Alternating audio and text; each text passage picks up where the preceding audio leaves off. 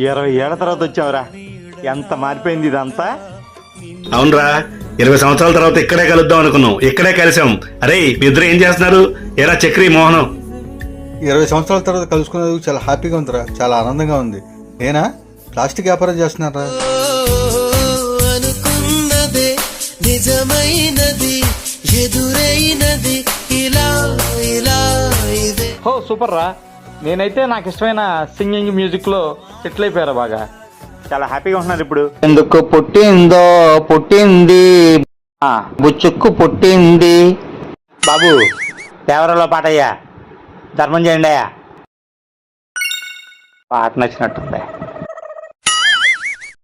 మరి నువ్వురా?